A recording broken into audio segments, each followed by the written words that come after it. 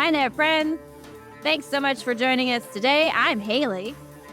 And I'm Johnny.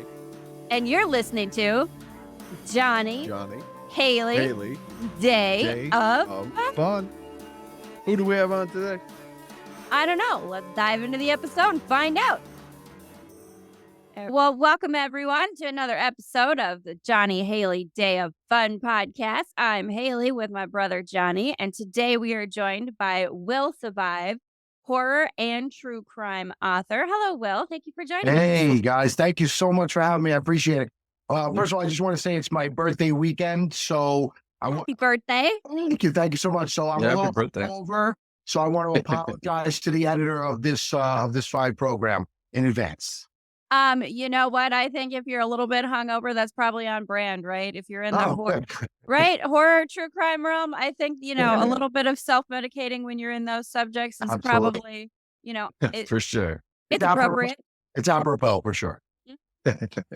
So, we connected. I was looking at initially your Amityville book is what I was looking at. So if we can kind of start with you have a background in forensic science, and you started with the true crime writing. So give us a little bit of a rundown of how did your creative journey begin then, if you started with sort of a science background? Well, so I guess I started, like you said, with true crime. I started writing, while I was going to school, and always been very interested in forensic science. The true crime shows, and it's something I was addicted to it. So I wanted to find out what was really behind it. You watch like CSI and all this stuff, and you see like these people, these CSI people with guns and stuff, and it's not realistic. And I wanted to learn, so I wanted to learn the ins and outs, and I went to school for it, and I really, really, just loved getting into the details of the murders and finding out what happened, these mysteries. How do we find out what happens? How do we fill in these gaps? So I actually started, believe it or not, writing the Jonestown book, my Jonestown Don't Drink the Kool-Aid. Yeah. Believe it or not, that took about 7 years. I actually was. I mean, that case is a very involved case, and it's such a big, the huge event, obviously, like the Jonestown event is probably what most people know, but like, right. I mean, the build up to it and what it took to get there, right? It took a few years. Story. Yeah, it's a lot of information. Yeah, it took a few years just for them to get to Jonestown. It took several years. I mean, Jim Jones was, working in the community in San Francisco. He was working for, the mayor, who actually later on Mayor Moscone wound up getting killed. And if you remember, Harvey Milk also was killed. And, a lot of people believe that those things were linked to Jonestown. So yeah, there was a lot of things going on for sure. Yeah, that's interesting. You got to check, that out. I have a couple of references in the book to that, but, Jonestown, I started, and I knew Jonestown as a kid, being, I'm a mix of biracial, so I'm Black Italian. So for me, that was, the kind of 90% or 80 to 90% of the population in Jonestown, they were Black. The courts were handing, Black children over to Jim Jones. He was in Jonestown, basically the only communication they had was him over the radio, over the speaker. And he was telling them, if you go back to the United States, they're putting Black people in prison camps. You got to stay here. He wanted people there. And, I guess for the mass murder suicide, there's a lot. I don't want to get too far into Jonestown because, obviously. Oh, yeah, no, you could do several podcasts on Jonestown. I could go on and on, but I do believe that there was some type of, CIA type connection with Jim Jones. And I detail that in the book, and I detail his whole life. But that book kind of took me in a different direction, and I wasn't sure what I was going to do. And I kind of put it down. I was like, I don't think I really have like a story here. And then along comes Amityville. A friend of mine came to me and said to me, hey, I've been investigating this Amityville thing. It's a real house. And I said, what? It's a real house? I thought it was just a movie. I didn't know that it was real. Yeah. And, what's crazy about Amityville is we went out there, we took a couple of photos. Okay. I'm trying to make this quick because it's a long story, but I took a couple of photos. We saw some orbs in the photos and we're like, what is this? We brought it back to my place and we're hanging out. And I had this little wine fridge and I had some wine and I like to, I know people say, well, you had merlot in the fridge. So I like to chill my merlot also with my Yeah, so I have it however you like it. would like it, as long as it does the trick. So That's all of a right. sudden, we're looking at these orbs and these pictures, and we're researching Amityville, my place, and all of a sudden I hear a pop, and I look down, and there's merlot at my feet, and it's like, so somehow it exploded in the fridge, and it's literally like at my feet. It looks like blood. There was like That's really mysterious things that happened while I was like just researching. Then those orbs, we took them to Bergen Community College in Paramus, and we had the film department. I had a friend there. We had them review it for, whatever it could have been. And they ruled out like pollen, water spots, all this other stuff. And they just said, we don't know what it is. And it was very creepy. So from that point on, it just kind of piqued my interest. I started researching. Then when I saw the murders, obviously of how that went down with 6 family members killed in their bedroom with a high-powered rifle that you could hear like 5 blocks away, and no one woke up out of their bed. I mean, it just, all these things started coming together, like true crime, paranormal, everything you can imagine is in one case. I'm like, this is it, right. So That's that's how it caught me, It's kind of interesting. I mean, it's a little fun, almost like, a paranormal sort of signal to you, the merlot on the floor, like follow this little blood trail, see where this goes for you, kind of I'm thing. telling you. And the last thing that I was waking up at 3:15 every morning when I first said I was going to write the book. I swear. And one time I woke up and I said, oh my God, I'm not looking at my phone. I put it under the pillow. I took it out like 10 minutes later. It was 3:15. I'm like, I got to write the book. Yeah. Like, Yeah.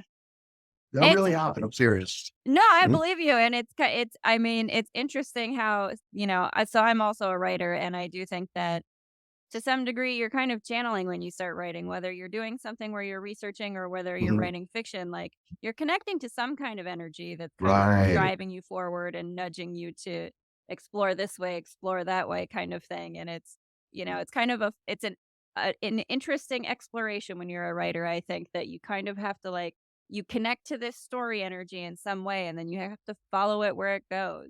Right. I think that also in the universe too, like what you put out there, it really does kind of come back to you, and you tap into some energy source, and so, yeah, for sure.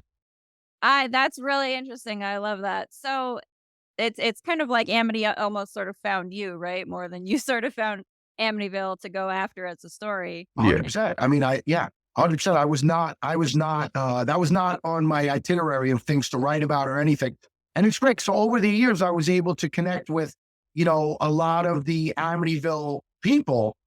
Some of them unfortunately passed away. I had a chance to meet Lorraine Warren, which was an amazing experience. Laura Didio, I speak to her every once in a while. She's my, one of my Facebook friends, and she's read my book, and she's amazing. She was one of the first people who investigated the house with the Warren.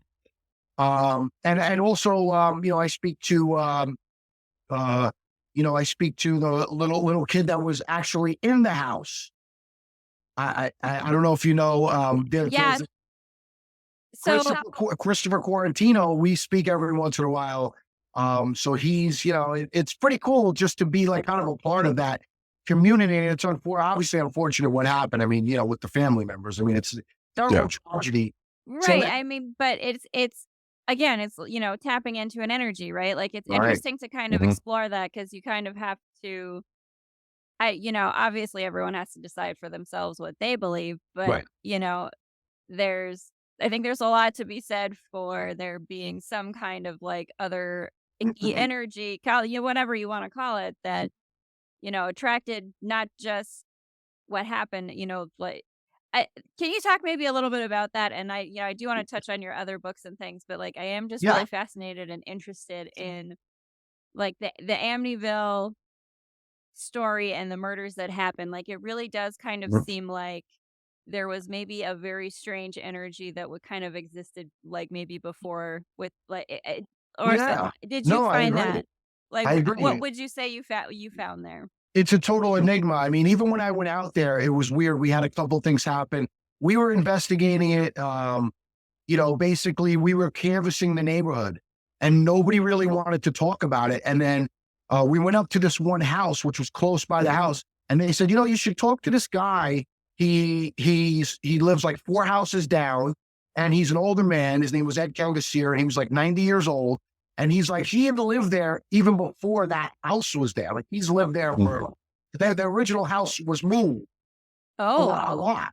And so they put another house on there, and the house was too big. So that's why it's faced sideways. So the two windows are facing the street. The front door's not facing the street. The two windows look like eyes were yeah. facing the street. That's why, because it was too big to put on the lot. So they had to put it on sideways. So this guy was there before that house was even put there. So anyway, we went to him and we met with him, and it was just like all these weird things started happening. We were driving down the block to go to meet him, and we were like, he was like, park here, park here. And we're like turning, he's like, turn the car. We were like arguing, and this is one of my friends, and we hit into a tree. Oh, Right? jeez. Just the way to go. We hit into a tree. Later on, we're interviewing Ed that day, and he tells me that his next door neighbor, Miles, whatever his name was driving with a bunch of friends who never saw the Amityville house and wanted to see it. And as they're driving by, they go by and they hit into a tree, like right by the house. I mean, come on, you got to be kidding. We were like, You gotta love those synchronicities that Yeah, line right. up, like, so perfectly like that, and just more, nudges from the universe that, like, "Hey, you're on a right path, you're doing the thing, that you're supposed to that we've asked you to do," kinda thing, right? yeah. Well, Like, I just hope it was the good spirits that were asking me to do it, but you kinda never know, you gotta follow and see what happens. yeah, exactly. But yeah, so that was wild. And then obviously, That's a really interesting and a really great person to be able to talk to, though, someone oh, who, was there before Mhm. any of the incidents, and, like, what a great, like, just that you lined up to be able to talk to that person is, like, what a perfect interview to have. it was amazing because he had a lot of inside information. He also had a lot of like I said, I was kind of getting stonewalled by many of the people who lived in Amityville. Mhm. And then this guy kind of was giving me the insight into what all of them were saying and thinking. So they're not telling the public about it, but they're kind of like in a little group talking about it. And Mhm. all of a sudden, this guy is like telling me all these shocking revelations. It was, I mean, it was amazing. It was eye opening. It was, I was so excited writing that book. You know what I mean? I really, and researching it. Yeah, and, Yeah. it's really it's really cool that, like, obviously there was some you were getting help from somewhere, right? Like, getting sent to Yeah. the right places and to get an inside scoop, to get, like, the real true story because that is something that is really kinda interesting, and, like, John and I had watched, like, a documentary on Amityville before this just to Yeah. kind of because it was the same thing where I was familiar with the movie, right, but Right. not necessarily the true story Right.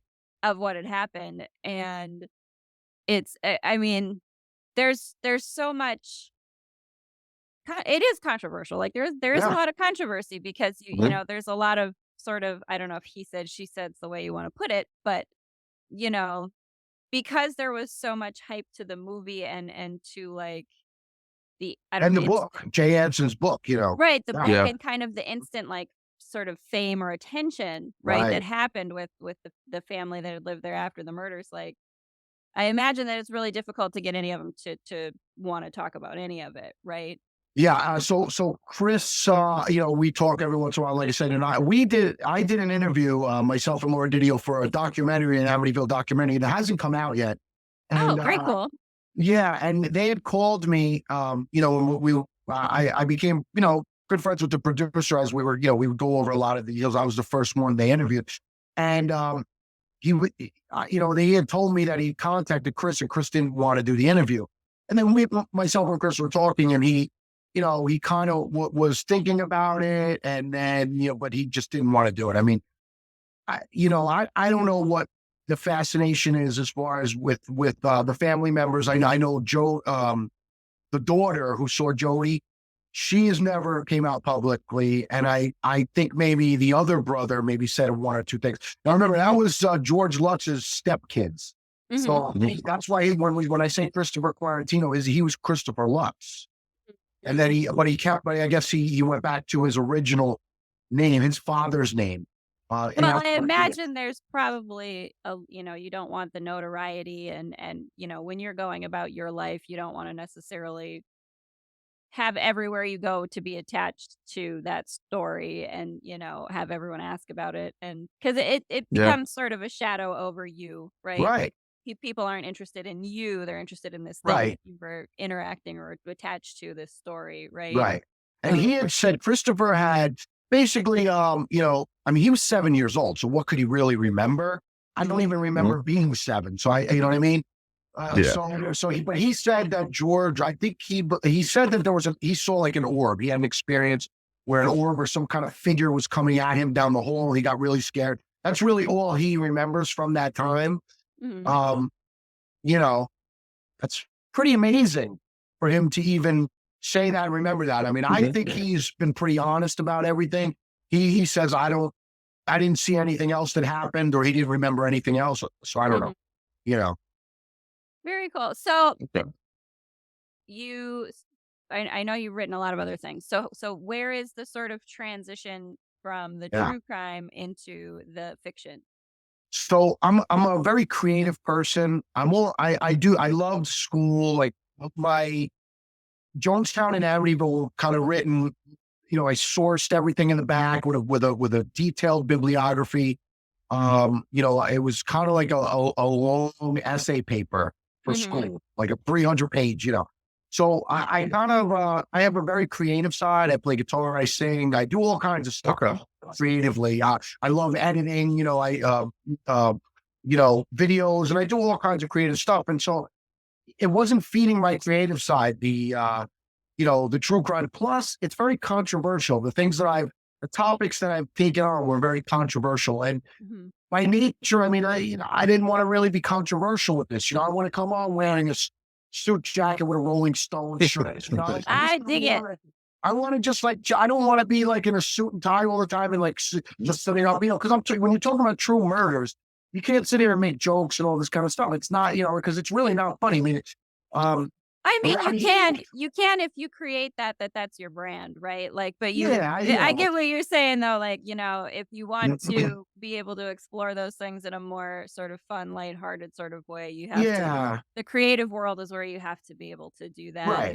Yeah. Right. I was finding it hard to kind of create that type of image where I'm being myself, yet, able to talk about these things in just a loose manner. So anyway, combination of those things, I transition, but I got to be honest with you.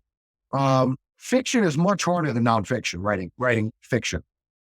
And I don't even think it's close. And I don't know if I've ever heard many people say that, but from my experience, nonfiction is there. It's all there. You just have to research. The research is hard, everything. And then you just kind of compile all this information and you make a story, and you have a message in it or whatever.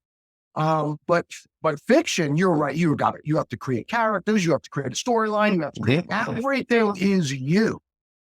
And this is interesting. This is interesting to me though. So I know John's been kind of toying with writing. John's a musician. A little bit. But I have sort of, I started from the creative writing sort of side. It's just interesting to me that you say that it's easier to write nonfiction.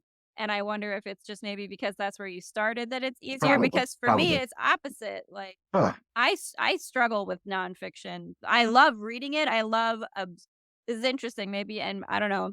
So I love to absorb nonfiction, like podcasts and reading and books and documentaries. But I always prefer to write like fiction. And I'm not a huge fiction reader. So I don't so how does that go for you then? Are you still big into reading nonfiction while you're creating your, what's the balance there for you? I have 4 stepkids, and I just had a baby, 2-month-old. Oh, so you are not reading. I don't read. I'm lucky if I read like a Facebook article at this point. Yeah. That's fair enough. You know, well, I mean, look, I do love reading, and obviously, and it's hard to finish anything these days. And I prefer writing over reading. Listen, I'm with you. everybody has their own process. Stephen King says, if you're not writing, read this, read that. Yeah. You have to do, you have to write 10,000 words a day. I don't know. You know what I mean? Everybody has their own process. I think, writing fiction to me is, here's to me what means more than anything when you write fiction. I am very prepared. I write a 10 to 20 page outline. Okay. Before I even before I even start on the first chapter. I outline the characters. I give them a backstory. I go over the story and outline the story, like literally like 1, 2 or bullet points, however. And it's fluid. I keep changing it throughout the process. But to me, the story's written before I start writing. Yes. I like that. That's really an interesting, I'm a lot more fluid, I guess. Like I just I don't know, but it's interesting to me. Like that's one of the things with writers, like, or just creative people in general, like the processes that we have. Yeah. The thing that you create because it's always something that fits you. Yeah. Right. Right. It's always, you have to create a process. And so for you, coming from nonfiction, like that's how you would have structured all of your information too, right? Like, so Yeah. you're like, okay, I have to Right. put this case together. And Right. kind of a similar thing with stories. I like, never thought of it that way. I never thought of it that way. Like you just said, actually, I'm absolutely correct. yeah, like it's kind of like you're building your case file and then you write your book from it, right? Mhm. Like, and that's how you Right. but that's a Right. really cool process. And so in your fiction then, right, you're doing horror fiction. Mhm. Is it just because you enjoy horror as a genre, or did some of that sort of come from the subjects that you had nonfiction researched? Was it, a transition because of, or both, because it's a field of interest or a genre of interest for you personally? So that's a great question because I actually started in 2020, right? So I had like used to do creative writing when I was younger and stuff. I couldn't put all these things together. I think it was because I didn't have that process in place. To me, sitting down and just freehand writing. What do they call that when? It's called a panster. It's a panster. That's a new term. I just Okay, learned. I was gonna say It's that's not familiar to me. it's somebody who just sits down and writes off the seat of their pants. So it's like Okay, free. so that's how I do that. Like when Right. I'm writing, it's Yeah. more of a like in the moment flow sort of thing. And so that's what's kind of interesting to me. Like you basically build the whole thing first. And for me, Yeah. it's sort of like I'm more Yeah. in like I have to sort of connect to whatever the energy of that story is in some Right. way. And like and then it kind of goes, and like I kind of have things that sort of like are revealed to me as I'm going. But Right.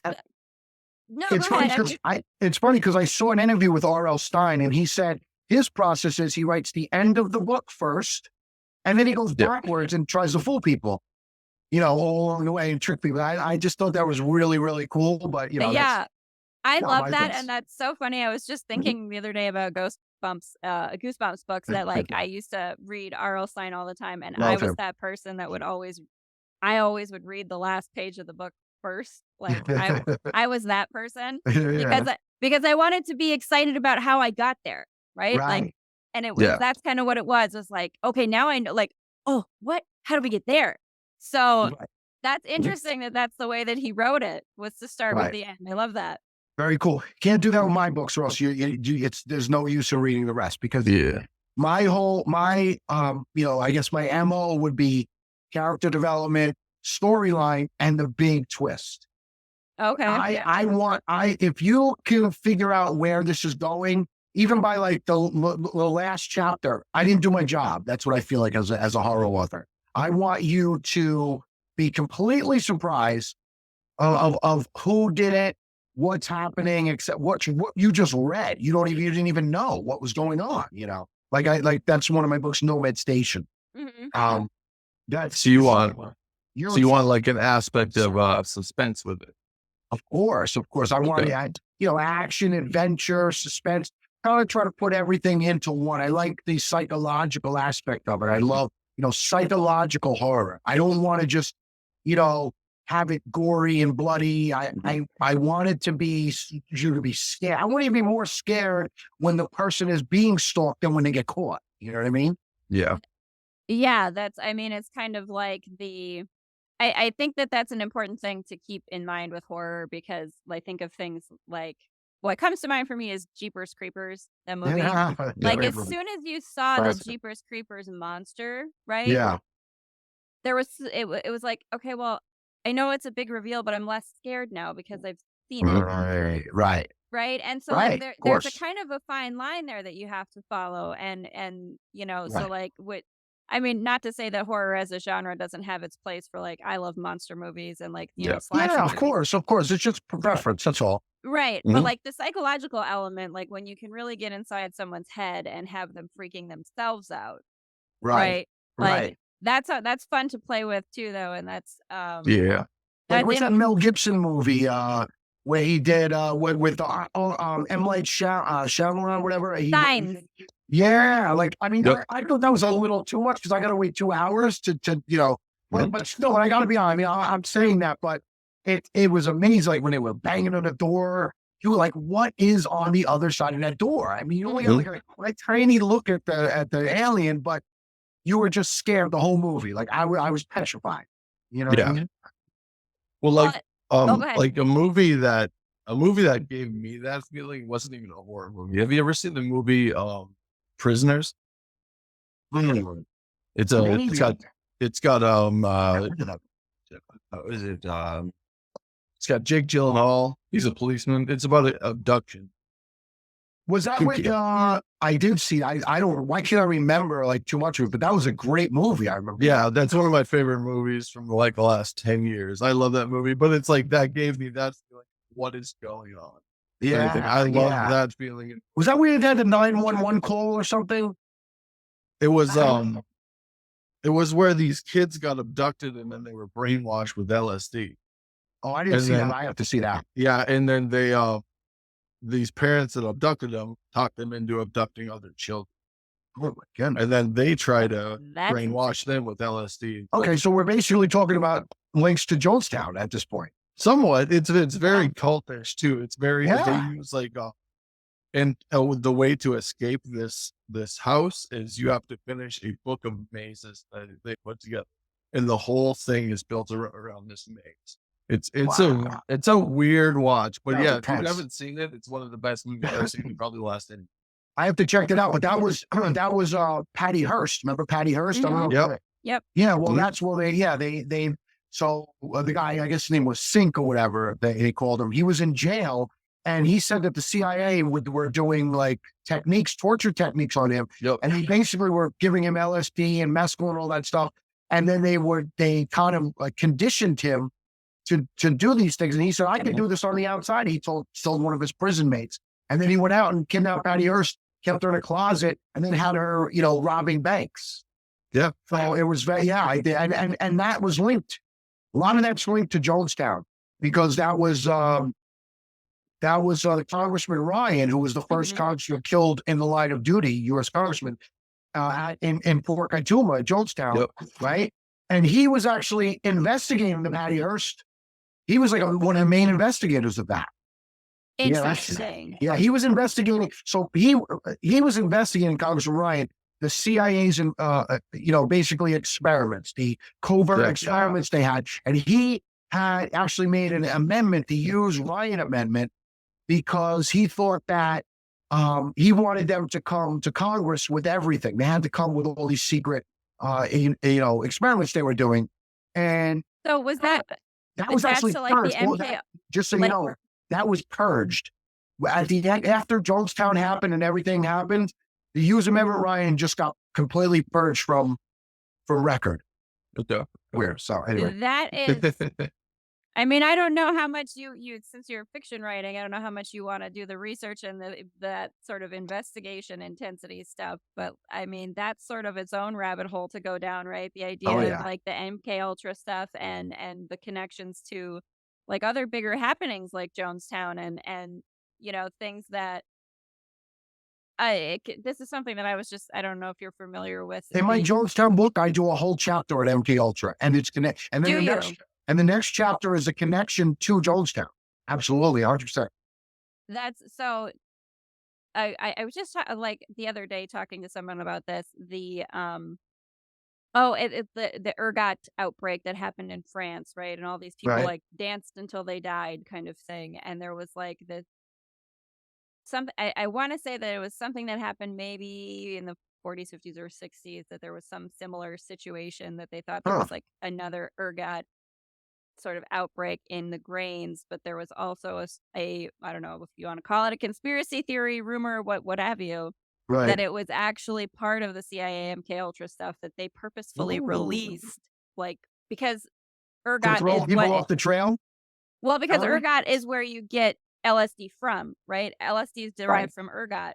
And Right. so they thought that it was something where like they were testing the potentiality of weaponizing LSD for brainwashing, right? Like if you were Ooh. to release it into a population, right? Right. Like, and it was basically an experiment, which obviously went horribly wrong. Everyone went Yeah. absolutely nuts and were Yeah. throwing themselves out windows and Yeah, well, that, and I talk about that in the book as well, in the Jonestown book, in that chapter where they had the CIA would use that on unwitting soldiers and people in the military, and then one of the guys went crazy and jumped out. They say he jumped out the window, but Mhm. they, I think they exhumed his body and they found like head injuries, you know, that weren't attributed to the fall. So, yeah, right, that he yeah, was Yeah.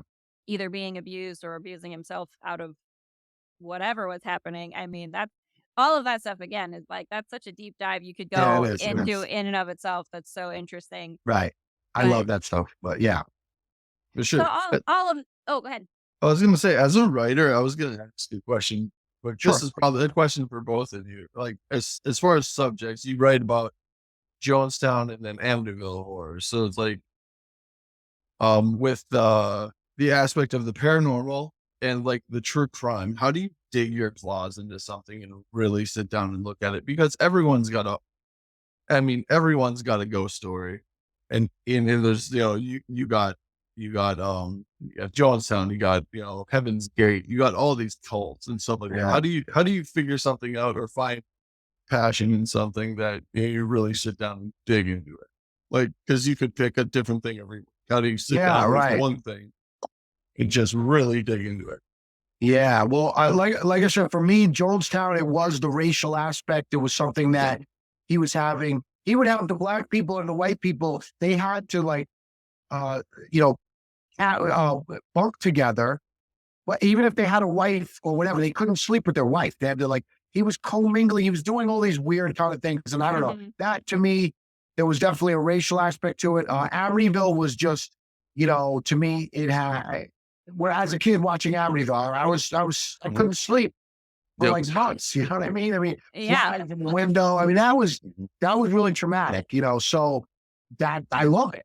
It scared the hell out of me. And when I found out it was a true story, oh, I got to know about this. Oh, and it's right down the block for me. It's only an hour away. Yep. By the way, I live in Amityville now, so Oh, nice. Look at you're just yeah, right next to the action. they call me AmityWill now. AmityWill, but that's okay. So is that something that helped inspire your anthology of short stories? Then the AmityWill stories the series that you have.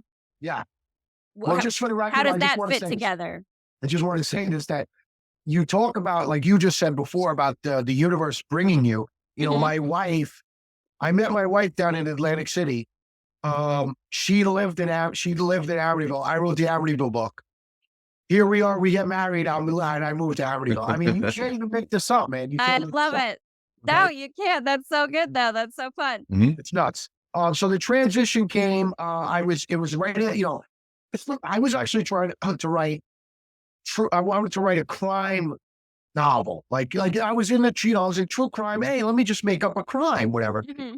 And I started like researching crimes and like I was trying to and I was like, kind of like, oh, I'm putting too much of that real crime into here. And that's not creative enough.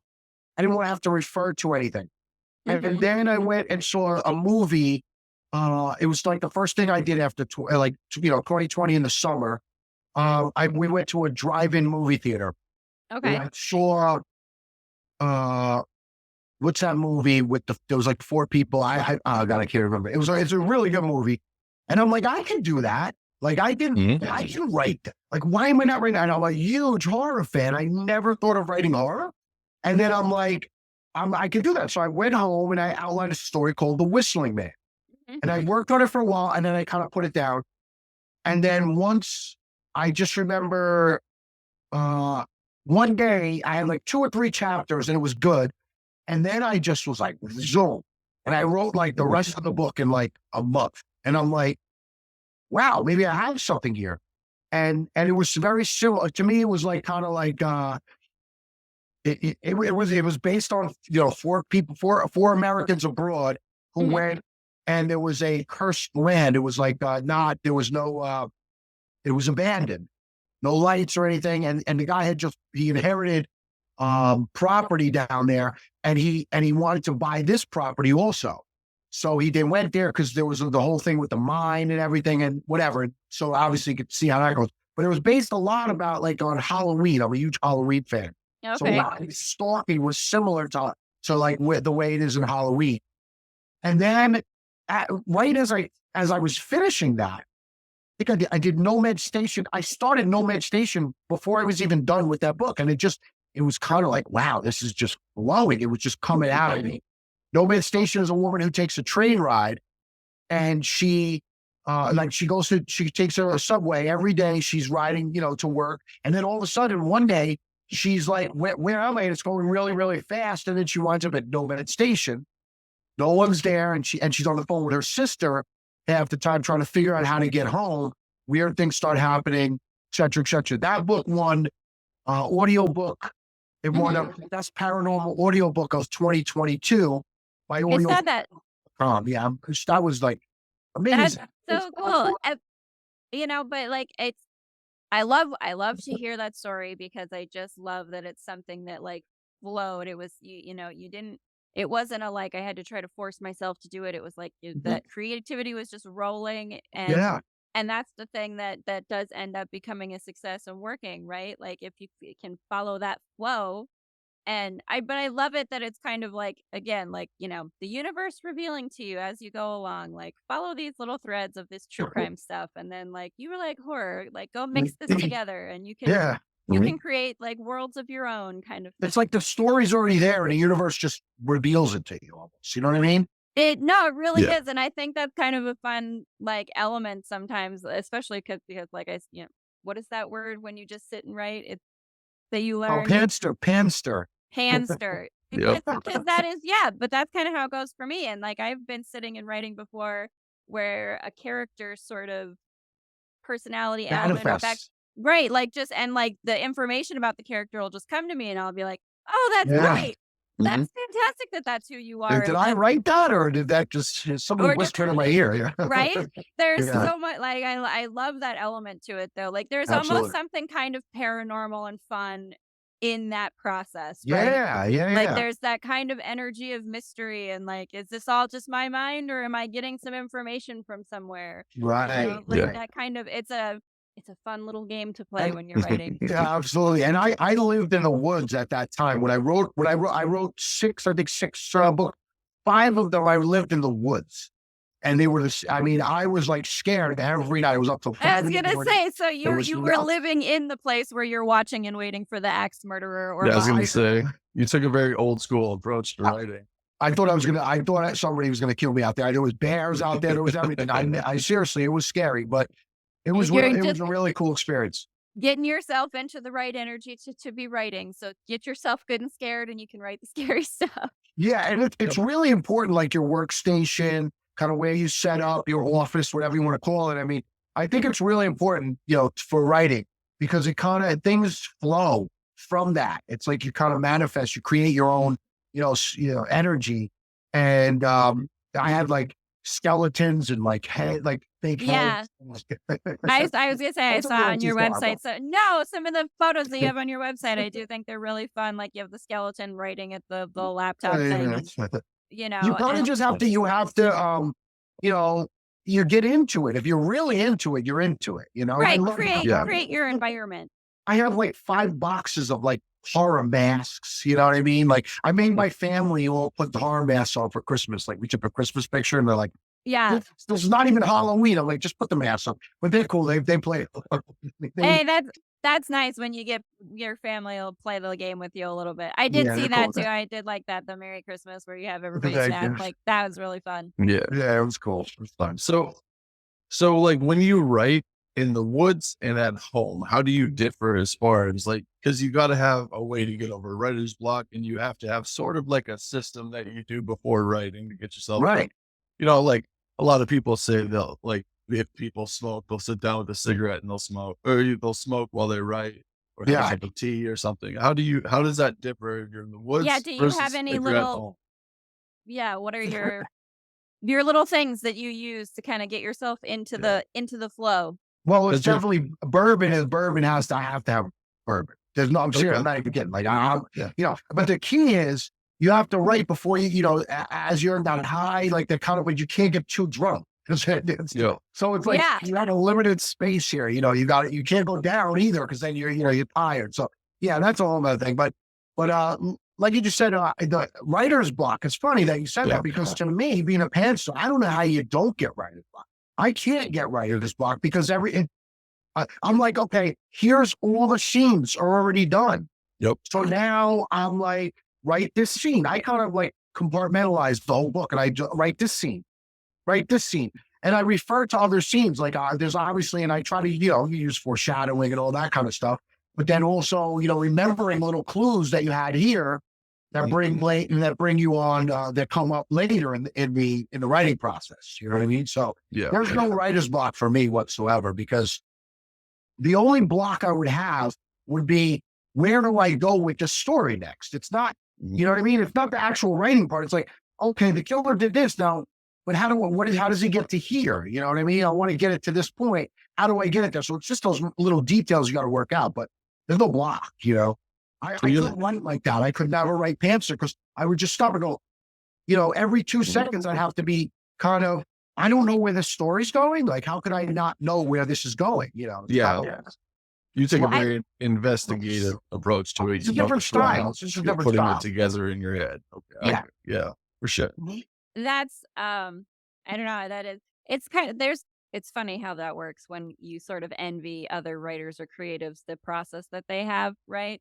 Because I think to myself, like, I might try that. Start with the What? You like gonna try to like the out- bourbon? The bourbon? no, Berman. I stopped drinking wine. But start with the ending, like figure out the ending and go back. Yeah, that's RL, man. That's all RL. That's pretty cool. Yeah. Cool thing to do. Yeah, for see, sure. and I don't. It's just interesting to me. Like I do kind of, I think like, "God, I wish I had that, but for me, it really is sort of the. If I sit down, the less I think, the more I can flow with it. Yeah, And yeah. and it's like it's interesting though, right? It is just a different style, and it's kind of fun. Like, how do you end up training yourself to be that? Like, obviously, for you, you had the background in true crime and the nonfiction element, so you kind Yeah. of like created your own way of doing it so that it is really easy for you, right? But it's I don't know, it's interesting. So No. I'm gonna have to think about it when I'm writing now, and I do sit and I just kind of flow. Like I don't know What where you that just comes said from. was exactly, I guess, what we are all, I guess, trying to do. It's just the processes that we are trying to do that with are different. So you were trying to write where you're trying to not think. I'm trying to do this where you just kind of want to flow. I want to do the same thing. And in order for me to do that, I need that structure of the scene already kind of in place. And then I can write the scene without actually having to worry about where do I go from here. I know where it's going. Now I can kind of just kind of key in on, just letting it happen. You know what I mean? So that's interesting. Kind of you sort of build yourself a framework, and then you don't have to think as you go. Like Yeah, that's an interesting but way that's to- true. Yeah, we're all trying to get into the flow state. Same thing, You- right? Just different 'cause way of like- getting. You're just taking a different road to get there. You know what I mean? right.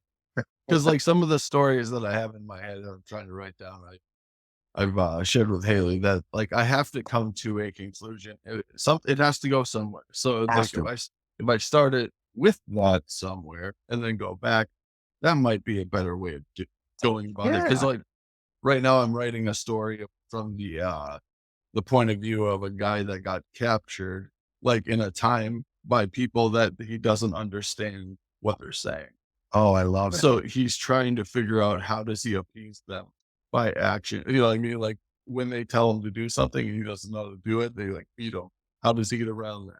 You know what I mean? Like stuff like that. Very psychological. Those types of stories are really scary because you as the audience member goes right into that character and you Yeah. could like just look through his eyes and what did he say? I don't understand what he said. What, man? I mean, that's Yeah. And it's all told by just him vocalizing the situation in his head. wow. And the people that captured him vocalizing it to him. It's just Yeah. what he thinks about it because he doesn't know. You know what I Very mean? cool. Wow. And just conclusions of he doesn't listen, this is what happened. He's like Yeah. it's almost like a pet. You know what I mean? Like figuring out, Yeah. oh, Right. somewhat. It's like almost that situation. Like you don't know Yeah. what's gonna happen. You need to I was figure out thinking what of that happened. with my dog and my baby, like, Mhm. and so it must be so hard. And my dog is really like smart. Yeah. He kind of knows like what, but I don't understand what, like a lot of times we don't understand each other. And Yeah. it causes a lot of frustration, you Yep. know, for sure. And just take it as a like almost like a um POW aspect. Like you're taking Yeah. like you're basically taken as slave. You Right. don't know what's gonna happen to you. You don't know what they're saying. See, Right. You now don't know why my you're Now, let me there. know when that comes out for sure. Well, I'm still writing it. It's Yeah. it's the first one I'm writing, first one I'm trying. So That's all right. Hey, man. we'll Keep see what going. happens with it. Yeah. No, I So- love it. See, I do more sci-fi kind of fantasy stuff, Yeah. so my brain immediately says he's been kidnapped by aliens and he is their pet and doesn't understand that, right? Yeah. And so he's just being trained. He doesn't realize he's just being trained like a Love it. dog is being trained. But I mean, Love it is like psychologically, it's an Yeah. interesting concept that Love it. that barrier of communication, and you don't Yep. like you don't know how do they see you as a prisoner or is there some like completely other situation that they think it is that you don't know that Right. it is. Yeah. Right. Well, Very when I came up with the story, I was watching a lot of documentaries about Roman invasion of Germania. So it's like I was thinking as far as that because you don't know what the hell they're saying. You know what I mean? Like Yeah. that would be like I don't know a lick of Russian. That'd be like me, getting captured by a Russian. Yeah. What do you And- do? Yeah. You're done. Yeah. They're not going to appease you by speaking your No, native they're not going to language. give a translator unless they You know want what I mean? information. Yeah, Right. you're not on the stand. Yeah. That's Yeah. wild. Yeah. But yeah, I took it from that aspect. Like, I don't know. What do you do in that situation? Yeah. Well, okay, keep it going, man. That's great. Oh, for listen, sure. man, things kind of just, I guess, come to you. Once you get one down, I think once you finish one, it's like, oh, I can do this now. You know what I mean? Yeah. And it does get easier. If it doesn't get easier, you're in the wrong line of business. I always feel like when you see like the greats or people really good at something, I'm about to watch the, Patrick Mahomes and what's his name, Lamar Jackson today. When you see them, they make it look so easy, but they put so much work in. But it gets easier for them. You know what I mean? Yeah. And for when you're great at something, I think it has to be somewhat easy, or else you can't sit there and be like struggling to write a book for 10 years. Yeah. Well, that's kind of the thing Haleigh kind of put in my head too, is like kind of a lesson more approach. She said, go for a short story instead of go for a Yeah. 6-paragraph instead of a 50 page. Let me, you know what? That's a great transition right there, because my next book after Nomad Station was The Horrors of Willville. Mhm. And Okay. it's an anthology series, a horror anthology series. Every episode is different. There's different characters, different storyline, right? So I was like, let me challenge myself. Can I do this? Every episode is 6,000 words. I'm going to try to keep it around 6,000. I'm not going to be exact, 6,005, 5,900, whatever. But it was so challenging. It was so cool because I feel like it's much harder to write a short story than a long story. Yeah. So writing, See, like, I think this is funny again because I feel the opposite. Like I'm in the other camp, like because that's a lot of what I'm writing is like episodic and short stories and short fiction, and then I combine them together and kind of it builds a world, right? yeah, But like I don't. It's just again interesting that like for you it's the opposite situation.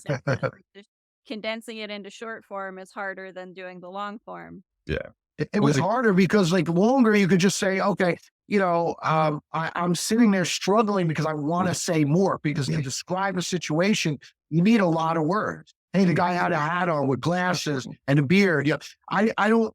You'd have to kind of condense all that to just, how do you describe it without saying all yeah. of this stuff? It's harder, for me. Well, for my brain, that the like 6 paragraph short story works better because then I'm forced to finish it. I cannot keep, because you can run away with anything. You let Yeah, yourself. right. And that to me, that would be But that's a just how it structural works. thing where you might want to have that the story written down first. Kind of Yep. like it's almost like training wheels or like, Mhm. when you bowl, like, and they put The for the kids, bumpers. they put those, the Yeah. bumpers up. Yep. I put those bumpers up for myself so I don't, I stay within that narrow landscape of the Yep. story. It's Mhm. gotta end. It's gotta hit the pins, Yeah. Or it's like writing music. You know what I mean? Done is better than perfect Yes. in my yes. head. You have to finish it. You can let yourself, not everything has to be 2112 Overture. Yeah, you just finished the song. Yeah, I mean, Yeah. verse, chorus, bridge, Yeah. chorus. For sure. I But the Hearts of Willville, I actually, which is really cool. I had a couple people reach out to me, some production companies, and one guy is supposed to be getting back to me on and we're gonna be trying to get this, I guess, put a pitch deck together and try to get it as a streaming series. That So would I'm be really so sure. cool. I would love if keep us posted on that I because we definitely would will. love to have you come and Yeah. talk about it. That would be so I would. exciting. I'll come back for sure. And so it's Horrors of Willville 1, Horrors of Willville 2. There's 5 episodes in each. I have Horrors of Willville 3 pretty much outlined, but I have a couple more books that I'm almost finished with one right now. It's really scary, but it was really cool with Horrors of Willville because I reached out to John Kassir. I don't know if you know John Kassir, the voice of the Crypt Keeper from Tales Oh, from the Oh, yes, okay. yes, Yeah. I Yeah. did. I saw that on your website. So he was so cool, Cool. and I was like, I obviously paid him to do it, and he's like, look, write me a script, and we're back and forth 3 times. I wrote a script, and to see this icon read back my script and even improvise a little bit, and then I added the music and I did all the editing. That was like so much fun. And I told him, I said, John, if this series gets picked up, I would like you to be involved in it. You know what I mean? So I think it's possible. I mean, we're going to see what happens first. I won't reach You'll out to him. see what happens, but I Yep. mean, if the universe has put it together this far, it can put it together the rest of the way, right? Absolutely. Absolutely. That's so exciting. That's so fun. So Good. it's so crazy that was like such an inspiration for me. Tales from the Crypt, Mhm. Twilight Zone. That's Yeah. what kind of the format of this series. So it was really cool to have him, endorse it and then also possibly be in it. I mean, that would just be I love it. Yeah. the dream. For Put sure. it For into sure. the universe that we will see it. I love it. Yeah. Uh Sorry, and I think Hip- go ahead. no, Oh, go I was ahead. gonna ask you, like, since you're into like true crime and stuff, and like even the little corner, like little pocket of America that we're from has like true crime murder and stuff like that. I was gonna say, like, because I got into true crime through an ex-girlfriend, and she showed me that chapter. Are you familiar with that? What which showed you what? It's called That Chapter. It's a Oh. YouTube series. Have you Really? ever have you ever thought about doing like a true crime YouTube series, considering you have like a pretty good editing background? I did, but I mean I mean it takes so much work. The stuff that I edit, Yeah. it's like small, like minute or two. And Okay. it takes a long time. You know what I mean? Yeah, I get it. And I would love to do that. Believe me, if I could get someone who's like more, I guess, production inclined, who has like great cameras and lighting and all that kind Yep. of stuff, then I would definitely consider it. I was actually thinking about doing a short like movie, but it's just, I mean, even Mhm. those, I mean, you're talking like one episode of Ours of Willville, 6,000 words. I could run like $200,000. Yeah. Yeah. It's astronomical and ridiculous of what these things cost nowadays. You know what I mean? So I really need help. I need Yeah. a production company. We need investors. You need all Mhm. that. For sure. For sure. Yeah. I can do But as much on my own as I can, Oh, for sure. yeah, I get it. no, but it again, if it's something that you feel is where you're kind of headed or where you're going, like Mhm. the pieces will come together, Right. right? It'll I it'll hope. I it'll hope so. fall together the right way. Like I do Right. think that would be really cool too because love the true crime also. It's always so fascinating, but and Yeah. kind of like John said, like we've all got a true crime story, right? Oh yeah. We've all had something in our hometown or stories from when you Oh were a yeah. kid kind of thing. Absolutely. Mhm. Yep. Some things happen always. And then finally, I just to touch on the last thing I've done because I don't want to pass this up. The Embittered of Oz. I With was gonna ask about that. oh, you're So gonna that's ask me? well because I read I was on your website. I was reading about it. It's interesting to me. That's not it like sort of the flip side of Oz, I guess. Like the dark mirror world of Oz. So, but yeah, go ahead. Talk to us about that. Yeah, and I'm sorry, I didn't mean to cut you off with that. No, go ahead. It's Not at all. definitely something that is I love Wizard of Oz. I love Wicked. I love the just the elements, right, of like again that sort of fantasy world. And so it's interesting to me the idea of blending it in a horror sort of way. Yeah. Well, the first thing I had to do was do a lot of research because it's very tricky legally. Yeah. MGM owns the movie, and you can't. But the actual book is in the public domain, so Right. you can reference like I guess things that are inspired by the book, but you can't reference anything from the movie. And it even gets crazy to the point where, like, if you were explaining the Tin Man and you put like that, what's that, the tin can with the Yeah, the the funnel on the slap or top. whatever, Yep. Mhm. that is the movie. And kind of legally, there's cases that say, that you're explaining the movie character, people would know from that, so you lose. The Mhm. movie Red Slippers in the book, they were not red. But if you say movie red, you're in legal issues. You know what I mean? Mhm. So I kind of that was the first thing I had to iron out. Then the second thing was like, how am I going to make? I mean, I was scared when I saw the Wizard of Oz. I was scared. Like when I was a little kid, it was fun, but I was scared. I remember being terrified. It was one of the first. I felt like it was the first horror movie I ever saw. Yeah. Yep. It was just a natural transition. And so in my book, all your favorite characters are with the witch. So the Tin Man is the Tin Soldier, and he's her right hand man, and he's like the Terminator with an axe. Okay, Okay. Okay. and then you have the lion. Is she doesn't have a broom? She has a lion with wings, and he flies, and he has a tail that is a scorpion's stinger, and he's Okay. mean and nasty, and he basically flies around and he eats little people. He loves to eat the little munchkin, the middle Liverpool. Okay. Did you do did you do I'm any crazy, man. sort I got issues, man. I got issues. Yeah. No, no, Yeah, no, we no. all do. I think it's great because so what did you do any kind of research?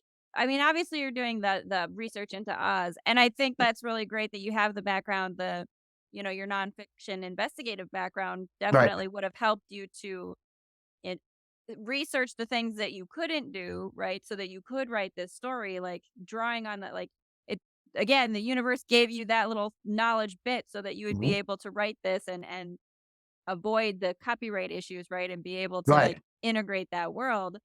But when you're talking about like the lion with wings and the scorpion's tail, did you do any research on like creature lore or mythological creature lore? Because that I can't think of what it is right now, but there is such a Yeah, I saw like fairy pictures and tale. stuff. Yeah. Yeah. I was looking up like crazy lions or whatever, or scary lions, and I saw that and I'm like, yeah, that has to be my lion. I mean, how Well, can but I that? Yeah. love it. It's like incorporating other sort of mythological lore without having, you have the imagery there, right? You don't have to necessarily go into all of like where it comes from, but like you can Yeah. incorporate that sort of additional that imagery and that has like again, it's kind of like its own little rabbit hole that when readers like pick up on that image, right? They can go Yeah. down that right. So it's I like that sort of element in writing where you have those little pieces that kind of send people off on their own little wild goose chase, Yeah, of you know? course. And then cross-referencing everything leads to everything else. That's Yeah. really fun, of course. Um, the scarecrow to Mhm. me is like it's just right there for horror. I mean, the Well, scarecrow yeah. Yeah. already has a mask on. You know what I mean? Where it's a scary scarecrow mask, and it's a plane crash.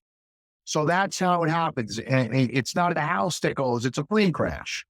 Okay. Well, But I like that because you're kind of also bringing it into maybe not modern era necessarily, but like sort of again like blending like the fantasy world that is Oz, but blending it with like our modern world. Yeah, And that's exactly. interesting to me, right? Like so Yeah. bringing those fantasy elements into something where oh, we could maybe interact with that, right? In Yes, in like this our could happen to world. you, maybe. Yep. Right.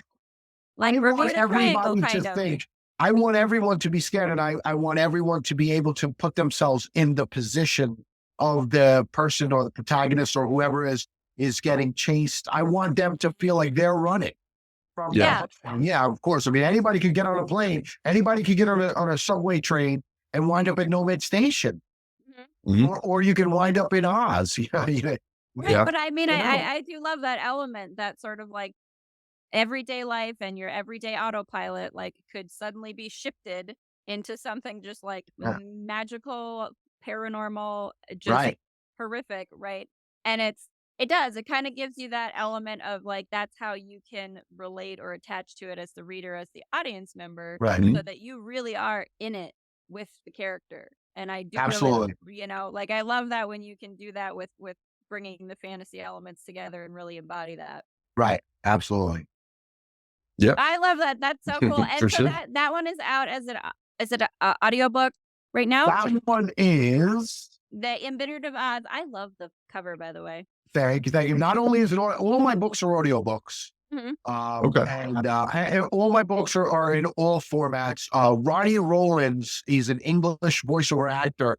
He did the voice for this. I really wanted everybody I got. I wanted that specific thing. I wanted an English speaking, like an English accent to do this, and he was There's so something kind great. of extra magical when it's the English accent, right? He's oh my god, I don't know what it is, but he really, yeah, it was like he brought this whole thing to life. And this the audio that audiobook won best action adventure audiobook of 2022 by audiobookraviewer.com. Audiobookraviewer.com is like affiliated too with audible.com. Right. You Okay. know, it's on the Audible advertises them on, and then like kind of like draw you to go there to do that because it does help them, their brand for sure. Yeah. For Really sure. I good. mean, but that's still really excellent for you. And I do love that, it's really fun when you're a writer and you get to have someone perform it, I think, right? Like, Oh my Yeah. God. you know, That's the best thing about it because when you listen to it back, right? And you're reviewing, you're like, did I write this? Because they're acting it out. And I had like, what was really cool, the Horrors of Willville, Sadie Sanders, she, has to do a lot of characters because you're talking about 5 different episodes, different characters in each one. And just her voices, the way she did them, it's like, wait, that's how I wanted it to sound. You know what I mean? Like, mhm. and it's just when it's acted out to you, it's just Mhm. wow. It's amazing. It makes it all worthwhile. It makes you want to keep doing more and more and more. I'm like Oh, addicted. yeah, for sure. Like, how do I get to get the next project finished and get that out because I want to see, Yeah, how that turns out. And yeah, no, it's again kind of like our own little rabbit hole that we keep going down, right? Just keep yeah, following that next story that's kind of revealing itself to you. yeah. And those 6 Yeah. books I did in those 2 years, it really takes a toll on you, though. It does. It took a toll to do them in that such a short order. It was, I was neglecting a lot of things in my life personally. My hygiene, not my hygiene. Excuse me, hygiene. I meant to say my health. Well, yeah, Okay. Yeah. your sort of mental health hygiene, right? Like that. Probably hygiene too. Yeah, I mean, took a shower the once a week. No, I mean like that sort of mental hygiene. Yeah, but the Yeah, mental the mental hygiene you hygiene. have to do like because when you really are focused and you're kind of in those projects, like, and I've been in those too, where you kind of hit that flow state and you like hours and hours go by and you're like, oh, did I eat? Did I, Yeah, I don't care about anything else. Yeah, right? Like Yeah. you start to sort of like neglect the things that like, oh yeah, I probably should get up and move around and not be sat in this same Mhm. chair. I probably should go feed myself. I probably should drink yeah. some water. But you're so in the zone, right? So You focused, just get man. like lost. You want to get it done, and see, a lot of times I think as a writer, and I'm sure you can attest to this, where you're sitting down and like I don't really feel like writing things, and then you write something and you look at it the next day, and you go, I would have if I didn't do that, I would have missed out on such an important piece here. I would have Right. never rewritten this that same way. You know what I mean? Yeah. That's very, very true. And I don't know, for me sometimes too, like I'll write it's interesting when you go back to things you wrote a while back, I think, and look at it and say, "Oh, there was."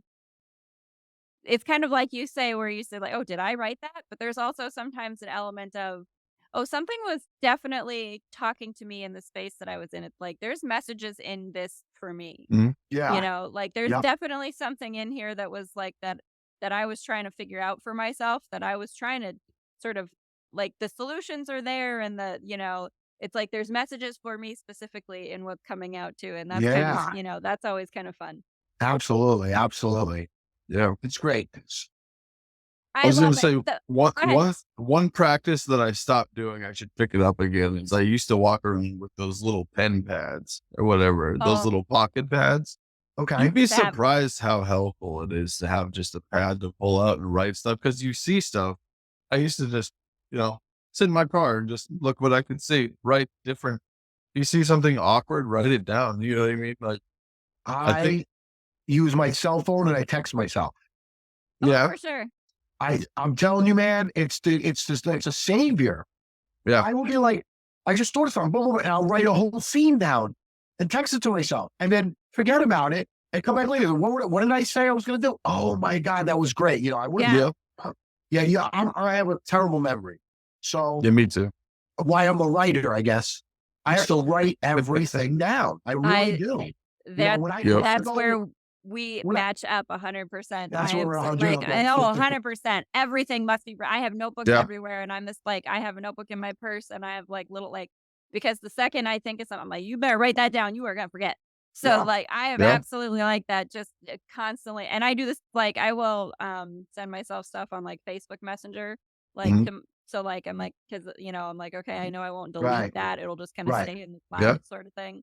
Right. Right. But the same thing where it's like, oh, I better jot that down now because you're Yeah. gonna forget later and And then you're gonna go back to it and be like, oh, I needed right. that. yeah. And that's not regulated to just writing. That's grocery lists.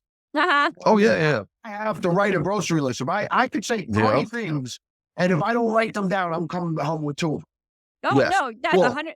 Two of yeah. them and four other things that you didn't Yeah, write. if I yeah, was going to say, right. and like And 10 other things that I didn't even go there again. Yep. yeah, and like as a guitar player too, if I didn't have a camera phone, I wouldn't remember anything I wrote because you're always have to videotape yourself. Like, because Always. like I how play do guitar people? and sing, man. We got to jam Yeah, out one day. That would be great. That would for be sure. cool. I got to send you some stuff. That'd be cool. You send We me can something. we can figure it out for sure. Well, that Absolutely. I would love that. That would we could Yeah, have like a Patreon hangout session. You guys like I yeah, can I can do lyrics. I'm not musical otherwise. That's the only help I could do. But like that would be super cool, super fun. I love it. I was just jamming out yesterday. I went to Jersey to see a couple of my friends and my mom, and I was jamming out. And I actually gonna put it up on. You'll be able to see it. I was jamming with a couple of friends yesterday, so we're gonna put that up oh, on cool. my LinkedIn. Oh, very nice. Okay, So you'll check that out. Yeah, for later sure. on today or something. cool. Oh, I love it. Awesome. I was gonna say if you want to check out some music, look up a band called Out. It's one of my buddy Ike's bands. Really They- out? They're called Out. They're from Kalamazoo, Michigan. Okay. All Look right, I'll up check that out. look up an album called Billy. It's got a dog on the cover. It's a Billy. yellow cover with a dog on it. So yeah, check that out. That's one of my personal friends and I like Haley's that. personal. Oh, They used to yeah. call- What's that? They used to call. Well, I mean, my name's Will, so they used to call my Yeah. mom Billy. So as soon as you said that, brought me back. I got to check. Yeah, Oh, for sure. nice. And Yeah, no. we've had Ike on in the past. So if you want to know a little I bit about Ike, I was gonna say, like, Ike is kind of a weird music person. Like, you guys, I bet you guys would be super fun if you got together and like tried to do some all three of us. like That'd a, be a wild, man. collaboration thing. Yeah. Yeah. That's cool. Jay, yeah, check out my stuff first, just so you if you like it Oh, first, yeah, no. Don't get me in the band. I didn't even audition yet. You're good. Oh no, just a fun little jam session you guys could get That'd be cool. together. Like, I think it'd be Yeah. cool. That'll be fun. No, we That'll be do. a lot. I do definitely want to be respectful of your time. Oh, thank you. We so appreciate you coming I haven't on. talked to you guys all day, to be honest with you. That's been fun. It's a lot of fun. It's a lot of fun. But you're right, the Chiefs and the Ravens are starting. So I was gonna say, we yeah. one for more sure. thing, if you want to watch that movie, it's called Prison. okay, Oh yeah.